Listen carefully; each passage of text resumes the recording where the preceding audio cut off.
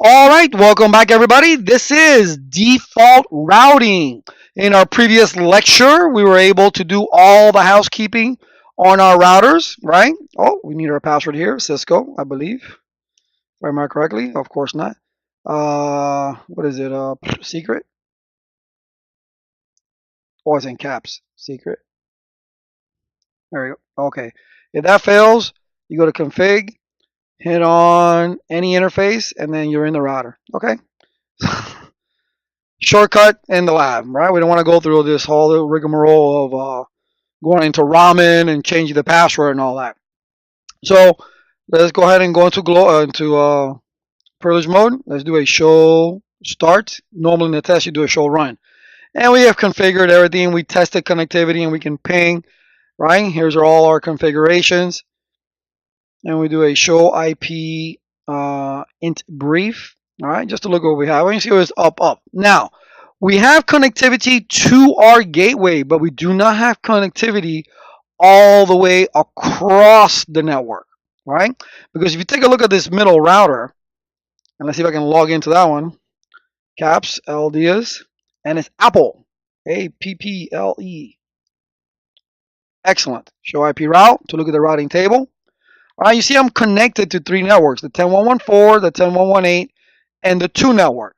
So if I were to try and ping from this router to the 10, not 10, to the 192.168.1.1, I'm not going anywhere. All right, we're going to run into problems because this router does not know about it. So this is one of the things that we need to take care of, right? Well, this we'll take care of in the next lecture. But you see, we don't have connectivity, just to show you we don't have connectivity all the way across, right? So if we let's test with this computer, that'll make a lot more sense than what I just did. All right, and let's try ping computer 2, and we go ping 192.168.2.1.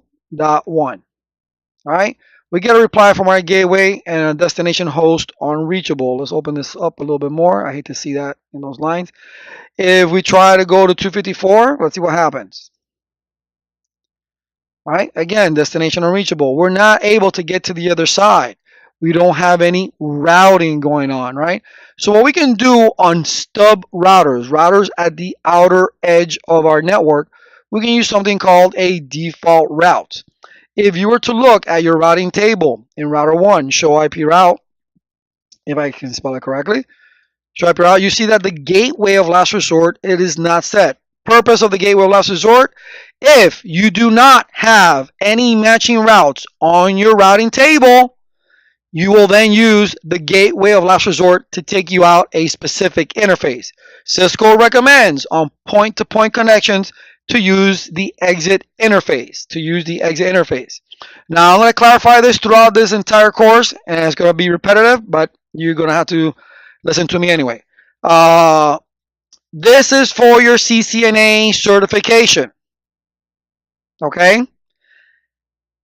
As you start progressing in your certifications, things may change, but you're studying for this certification. Okay? So the way you do things at the CCNP level, the way you do things at the CCIE level, completely different. Okay? So just keep that in mind, please. All right? For those of you that say, hey, but I don't do that at work, we do things differently. Don't worry about what you do at work. All right? You need to pass this test. So a default route, per definition, is if there's no existing routes, destination routes, in your routing table, it will use a gateway of last resort if it's set. So let's go ahead and set one. Config T, IP route 0.0.0.0, oops, one too many dots, 0.0.0.0. And what is my exit interface? My exit interface is the S010, okay? S0/1/0. Enter. And we're going to go ahead and exit. And I exited way too much. Cisco, let it be Cisco, please. Okay, cool. Enable that student. Outstanding. All right, so we do a show IP route again. And now you see that your gateway of last resort is set, but you're like, oh, what is that? It's all set to zeros. What's going on there? What's happening is that it's matching. It is matching your destination network that you want to go to with the destination mask. Okay? So there is no entry for the 2 dot network in this router. So let's see what happens now when I ping that PC. Now remember, before we got, as you can see right here, we got an unreachable, right? Let's see if that message is going to change. Let's do an up arrow and let's do 2.1. What's happening now? What's happening now is you're getting a request timeout. What does that mean? That means your packet got there, but it doesn't know the way back. It doesn't know the way back. So you still really don't have connectivity, even though you can get there, right? But you're not going to be able to get back because the router in the middle has no idea that your network exists. All right, but we're going to be taking care of that in the next lesson. So let's go ahead and put a default route in this last router. Username, LDS. And we're going to go ahead and do a, what is it? Apple, APPLE. Yep. All right, and we'll go to global config, IP route 0000, and the exit interface is S0/1/1, I believe. And we'll exit. Let's do it the way of the test. Copy. Run start. Enter, enter.